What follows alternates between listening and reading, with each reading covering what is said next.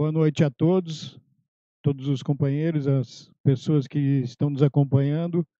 Nós estamos aqui no Centro Espírita Jesus Perante a Cristandade para mais uma aula do tratamento espiritual. Agradecemos mais uma vez a todos que nos acompanham. É uma satisfação imensa podermos continuar com o trabalho dessa forma. Acredito eu que seja a forma que iremos utilizar daqui para frente. Meus irmãos, nós vamos fazer a prece e vamos dar início ao estudo da aula de hoje. Peço também que os companheiros não se esqueçam de colocar a água para fluidificar. Vamos fechar os nossos olhos materiais e tentar abrir os olhos do espírito e poder vislumbrar os amigos que já estão conosco, sentir a presença deles, nos incentivando a prática do amor, a caridade, o perdão, para que nos tornemos melhores, mais acessíveis a eles, mais aptos ao trabalho com Jesus. Agradecemos a oportunidade de estarmos aqui mais uma vez. Peço ajuda para que possamos desenvolver o assunto da melhor forma possível. Sê conosco, Senhor, hoje e sempre. Que assim seja. Bem, então hoje a gente vai falar sobre o culto do Evangelho no Lar. É uma aula muito agradável, muito boa, fácil de entender a proposta. Então vamos lá. O que é culto do Evangelho no Lar? Trata-se de estudo do Evangelho de Jesus em reunião familiar. O culto doméstico do Evangelho é a fonte real da medicina preventiva, sustentando as bases do equilíbrio físico-psíquico. Então, essa passagem primeira está contida lá no livro Luz no Lar, são espíritos diversos. O culto do Evangelho, em qualquer parte, é fonte de abençoada riqueza espiritual, preservando-nos os alicerces do equilíbrio psicossomático. Evangelho no lar é Cristo falando ao coração. Então, se a gente pensar que o culto do Evangelho no lar é Jesus presente, então a gente está abrindo as portas para que Jesus entre em nossa casa. Isso é muito importante. Se a gente pensar em algumas projeções, algumas imagens onde Jesus abre, aliás, Jesus bate a porta. E se a gente pensar que muitas vezes a gente olha naquela figura e não encontra o trinco, então a gente pensa que quem vai ter que abrir a porta para Jesus entrar somos nós. Então, o culto do Evangelho no lar é isso. É a fonte do equilíbrio físico-psíquico.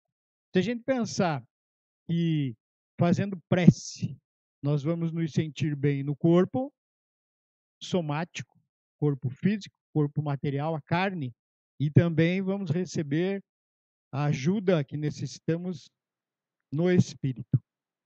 Quando eu li essas frases tiradas dos livros, eu me lembrei assim de algo que acredito que todos nós já ouvimos. Mente sã em corpo são. Mente sã em corpo são. Primeiro, nós recebemos no espírito a ajuda que necessitamos, sentimos no espírito, e essas impressões são repassadas para o corpo. Então a gente vai receber ajuda fazendo prece no lar.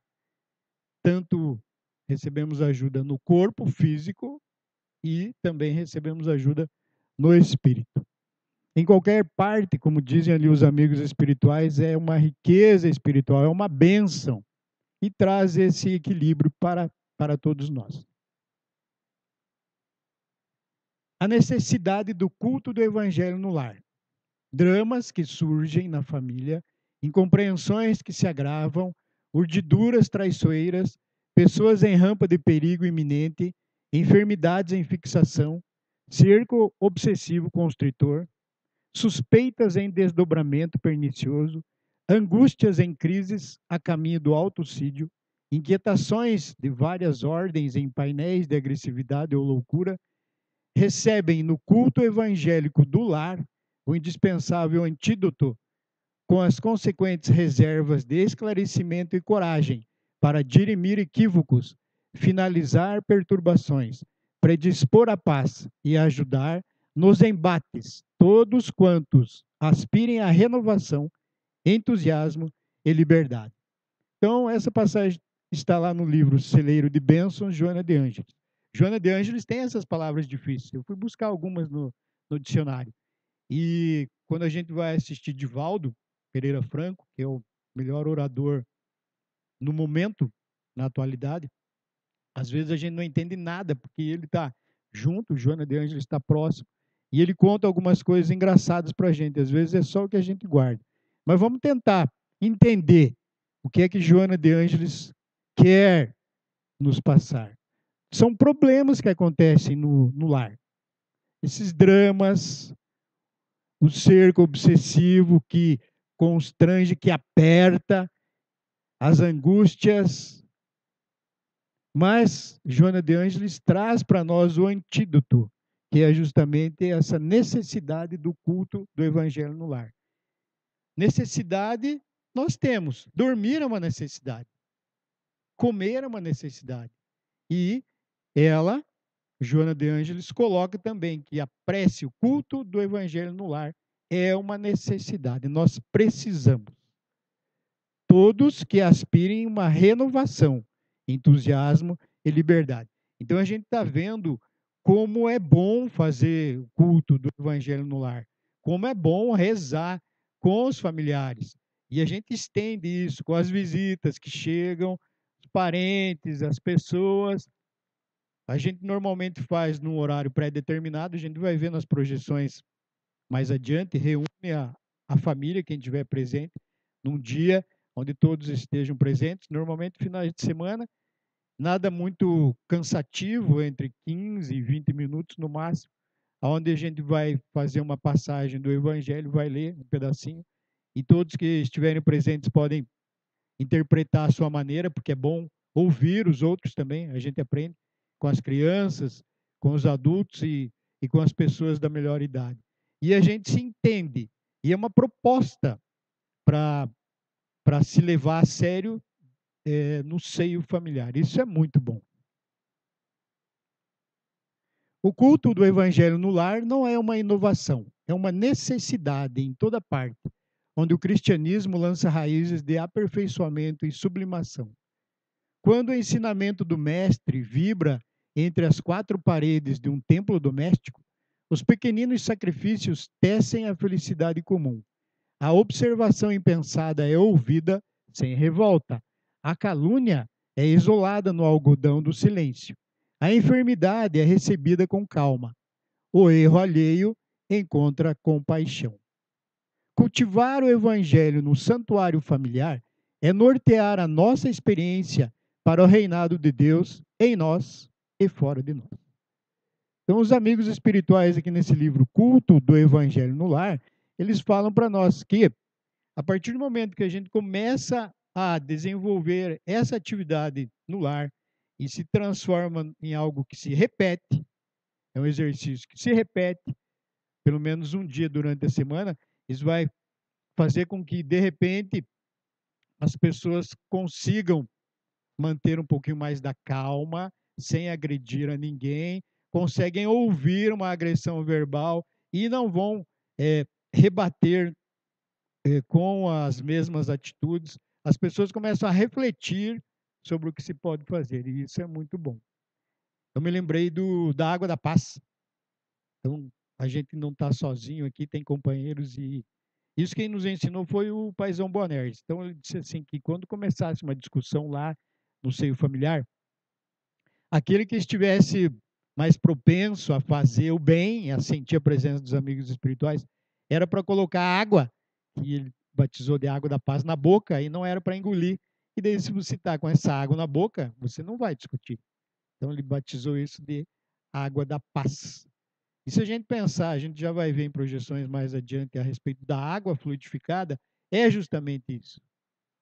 Então, nós notamos que, a partir do momento que a gente desenvolve o culto do evangelho no lar, nós vamos nos tornar pessoas mais pacíficas, pessoas menos agressivas, mais calmas, já vamos poder enxergar esses problemas de uma outra maneira, vamos ter compaixão com o erro alheio, nós vamos poder observar tudo que nos acontece, mantendo a nossa calma e o equilíbrio necessário. Isso é muito bom, meus irmãos. A proposta do culto do Evangelho no Lar é uma proposta vinda do mundo espiritual.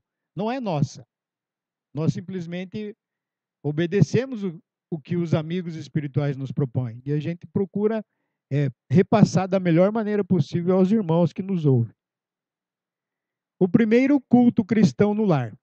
O berço doméstico é a primeira escola e o primeiro templo da alma. Então, esse berço doméstico é a nossa casa, é o nosso lar. A casa do homem, e quando os amigos espirituais falam em homem, eles generalizam. Homem, mulher, criança, toda a sociedade humana. É a legítima exportadora de caracteres para a vida comum. Então, Jesus, convidando os familiares do apóstolo à palestra edificante e à meditação elevada, desenrolou os escritos da sabedoria e abriu na terra o primeiro culto cristão no lar.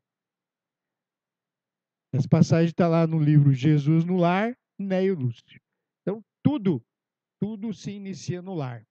Às vezes a gente cobra dos professores a educação dos nossos filhos. E vamos falar sério, meus irmãos. A educação tem que partir do lar. Na escola, até onde eu saiba, os professores ensinam as matérias básicas, português, inglês, matemática, enfim. Mas a educação, meus amigos, isso vem do lar. Não é nada agradável a gente cobrar isso dos professores. Educadores somos nós, que pertencemos a um lar, uma família. Nós temos essa responsabilidade de educar os nossos filhos. Nossos também? Vamos pensar um pouco nisso, né? Os aspectos espirituais do culto no lar. Tão logo começou aquele serviço espiritual da família, as luzes ambientes se tornaram muito mais intensas. O culto familiar do Evangelho não é tão só um curso de iluminação interior, mas também processo avançado de defesa exterior pelas claridades espirituais que acendem em torno. Aqui o livro de André Luiz, Os Mensageiros. É importante a gente analisar assim que nós não estamos sós, que muitos irmãozinhos irão nos visitar. Porque quando a gente começa a fazer o culto do Evangelho no lar, a gente acende luz lá na nossa casa. Se a gente pensar que os insetos são atraídos pela luz, fica mais fácil de entender. Muitos insetos espirituais, me desculpem falar assim, irão nos visitar. E se a gente fizer essa proposta mesmo de mudança, de renovação, de transformação, eles irão notar. Muitas vezes a espiritualidade pede e deixa que nos visitem espíritos necessitados, doentes. Eles precisam. E eles vão. E a gente espera que possam receber essa ajuda através da palavra e principalmente dos atos. Então, muitos amigos vêm nos visitar, parentes desencarnados, e esses espíritos doentes que precisam de ajuda. Nós precisamos estar atentos, nós precisamos estar vigilantes, mantendo o nosso equilíbrio na casa mental, e essa proposta mesmo de renovação. É isso que o Evangelho, o culto do Evangelho no lar nos pede, para que a gente faça o culto do Evangelho no lar, mas também que a gente busque a nossa transformação, a nossa renovação. Isso é bom. As pessoas estão precisando, nesse momento, daquele sorriso no olhar, porque se a gente vai estar com a máscara, é difícil. Mas o nosso olhar pode sorrir pelo que nós somos. Nós somos pessoas de bem, nós vamos sorrir com os olhos. Agora, se a gente estiver nesse processo de dor, de medo, não vai haver brilho no olhar. Então, meus amigos, vocês que nos ouvem, amigos presentes, que eu quero muito bem, que possamos sorrir através dos olhos, pelo que nós somos. Nós somos espíritos em evolução. Nós estamos tentando aceitar a proposta de Jesus. Eu tenho a certeza que entre nós aqui presentes, nós já fazemos o culto do Evangelho no lar. E, inclusive, é uma proposta do tratamento espiritual. Então, a gente tem que servir também de exemplo para os nossos filhos, netos, amigos, fazendo o culto e buscando nos tornar pessoas melhores. Então, aqui, André Luiz diz que essa luz não fica só ali dentro, nas quatro paredes. Essa luz se expande e vai para fora.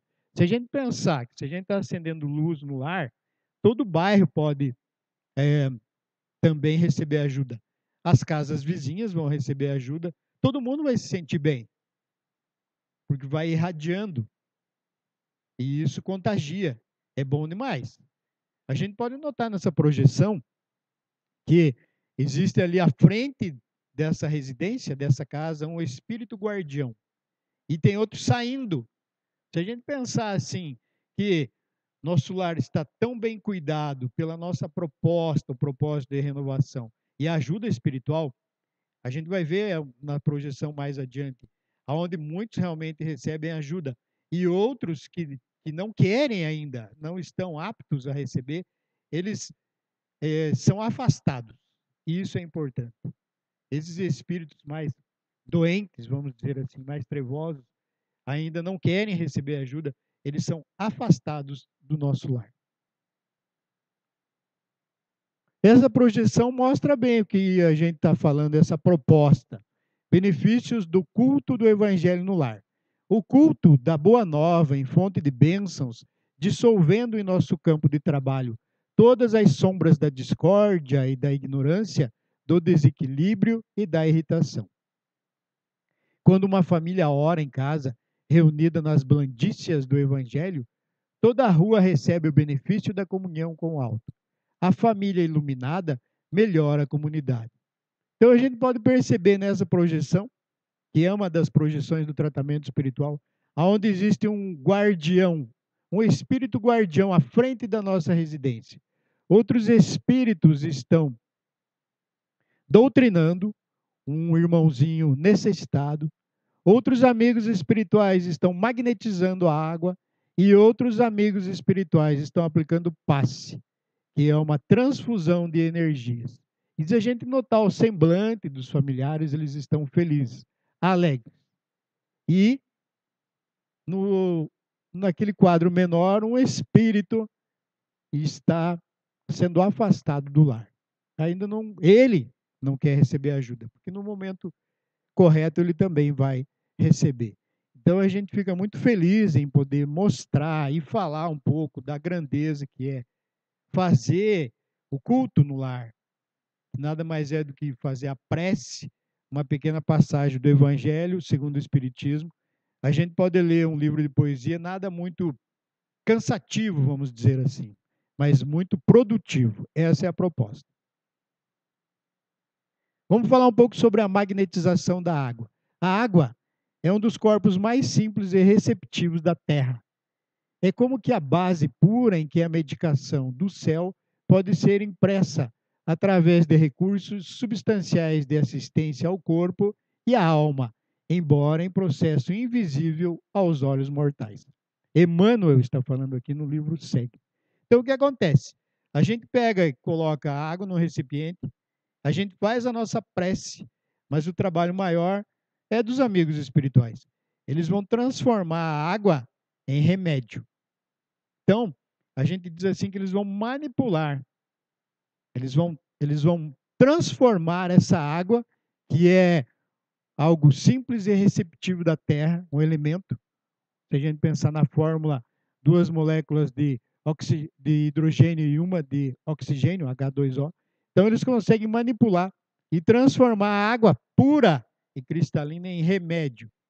Mas também existe outro fator, que é a fé. Nós precisamos trabalhar com a fé, pedindo a eles, então, que transformem a água em medicamento. E a gente toma realmente como medicamento. A gente toma naqueles copinhos pequenos, né, um cálice. Podemos tomar 3 vezes ao dia, de 6 em 6 horas, de 8 em 8 horas. Depende do grau, da necessidade. Eu me lembro a minha mãe leva essa garrafinha de água fluida para toda parte. Eu deveria fazer igual, mas como ainda, né, a gente fala do processo e toma água mais no centro, né, e em casa quando a gente faz, mas a gente pode sim, meus irmãos, pedir a eles, fazer a nossa prece, entregar todo esse processo nas mãos dos amigos espirituais, acreditar e tomar. Também não acontece milagre, a gente deve pensar assim, né? Tem uma passagem que eu gosto muito de contar. A mulher estava sofrendo de uma doença depurativa, câncer. E a partir do momento que ela começou a tomar água fluida, ela começou a se sentir melhor. Então, ela tinha 5 crises ao dia, diminuíram para 2. Já não é muito bom? E também, a partir do momento que essa pessoa começou a trabalhar com o culto do evangelho no lar, ela se transformou, ela ficou uma pessoa muito mais otimista. Então ela brincava assim, que começaram a cair os cabelos, então ela estava fazendo trança nos cabelos, depois ela fazia um rabo de cavalo naquele cabelo, e de repente caíram todos os cabelos. E a família, a gente sabe como é que é a mulher, né? Vamos brincar um pouquinho, adora o cabelo, né? E ela estava careca, e a família se preocupou com isso. Mas ela, muito otimista com as preces que estava fazendo e recebendo ajuda, ela disse: Hoje eu estou muito feliz. É um dia que eu estou muito feliz. Mas por que, mãe? Por que, vó? Porque hoje não vou precisar pentear o cabelo. Então a gente brinca, mas a gente recebe ajuda sim, meus irmãos. A proposta é muito boa, mas cabe a nós acender essa luz em nosso lar. Esse é o roteiro para a realização do culto do Evangelho no lar. Então a gente inicia com uma pequena leitura de uma mensagem antes da prece. Depois a gente faz a prece inicial. Depois a gente vai para o estudo do Evangelho de Jesus, o Evangelho segundo o Espiritismo. Uma pequena passagem, a gente diz que abre o acaso, mas o acaso não existe. Sempre vem a mensagem correta para nós. Se não for para nós, os encarnados, com certeza para os irmãozinhos que estão ao nosso lado. Porque às vezes cai, por exemplo, a passagem do Evangelho sobre o duelo. E aí a gente pensa assim, mas eu não. Né, o duelo é lá da época medieval, um pouquinho mais à frente. Hoje nós não duelamos mais com armas, mas a gente duela às vezes com a língua, né? A gente maltrata com as palavras. Depois do estudo entra a conversação fraterna. É aquilo que a gente entendeu. A minha mãe pergunta para os meus filhos, o Vitor Hugo, por exemplo, tem 9 anos, 10 agora. O que é que você entendeu, Vitor Hugo? E ele fala na linguagem de criança, mas é um espírito milenar naquele corpo. Fala com muita propriedade, e a gente se emociona. Aí depois entramos nós. Aí veio o João Inácio, que é jovem já tem um outro entendimento. Depois eu e por último a mãe, né? Palavra sempre da rainha do lar. Mas é muito bom estudar assim, porque cada um tem uma visão a respeito do evangelho e a gente aprende. Isso é importante. Nós não somos donos da verdade, somos filhos do dono. Nem sempre aquilo que a gente pensa é a maneira mais correta. E às vezes até a gente pensa de uma forma correta. E o agir. Então, se a gente analisar bem a proposta do Evangelho no lar, é uma proposta de transformação. E isso é gota a gota. É um esforço contínuo. Vale a pena, meus irmãos. Vamos pensar assim com muito carinho a respeito do culto do Evangelho no lar. Depois dessa conversação fraterna, entra a fluidificação das águas. Então, a gente vai fazer a nossa parte, fazendo a prece, pedindo ajuda, mantendo o nosso pensamento elevado e entregando tudo nas mãos dos amigos espirituais. Eles é que vão transformar essa água em remédio. E tem esse fator primordial que é a fé. Nós precisamos acreditar. Depois da fluidificação das águas vem a prece de agradecimento e a gente encerra então o culto. A gente também não pode esquecer que depois de escolhido um dia da semana em horário fixo para essa reunião, a gente não pode ficar brincando com os espíritos, mudando o horário ao nosso bel prazer, à nossa vontade. Não vamos fazer no domingo, depois a gente muda para o sábado, começamos às 8, às 20 horas da noite, depois mudamos para as 19. Não, isso não pode, meus irmãos. Porque a espiritualidade vem nesses horários. Eles têm mais o que fazer. Eles não estão aí para nos servir. Eles têm muita coisa para fazer. A gente não pode brincar. Então, a partir do momento que a gente conseguiu construir um horário para fazer o culto, tem que ser mantido. O horário e o dia da semana.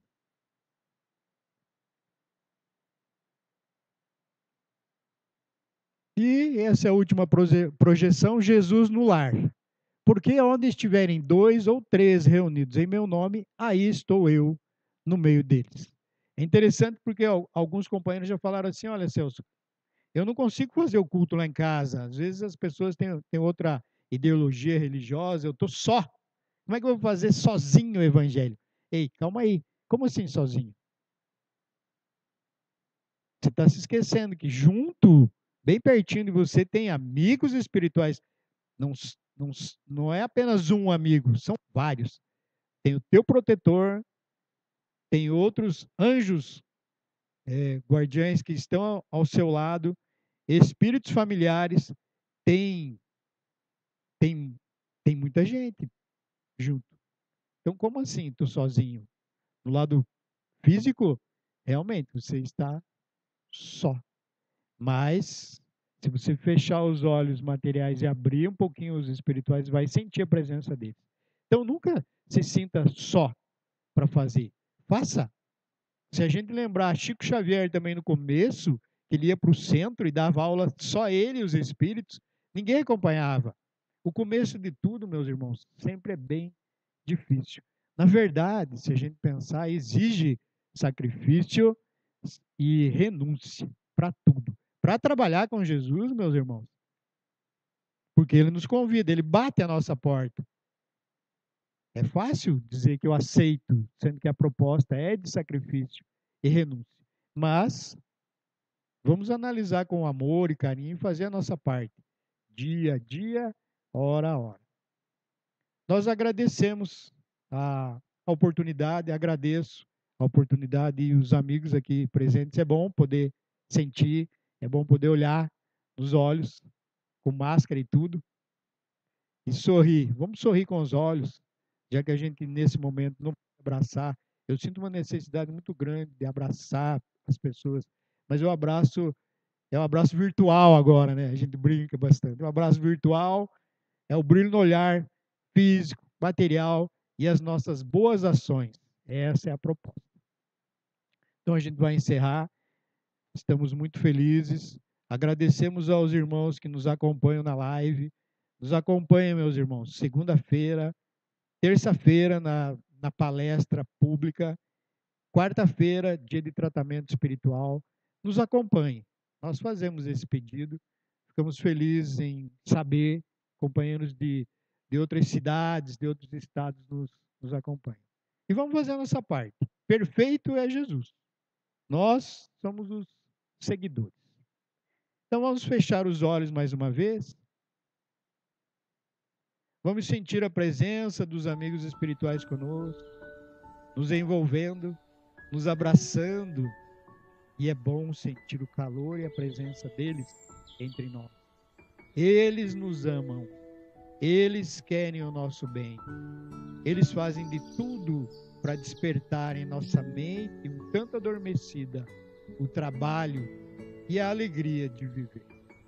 Agradecemos, Senhor, a possibilidade de trabalharmos e nos sentirmos úteis. Agradecemos a presença desses amigos que nos amam. Senhor, que possamos logo mais, enquanto o nosso corpo descansa, que o nosso espírito volte a um templo sagrado como esse, ou quem sabe, Senhor, pelo nosso merecimento, trabalhar, agir, servir em teu nome, hoje e sempre. Que assim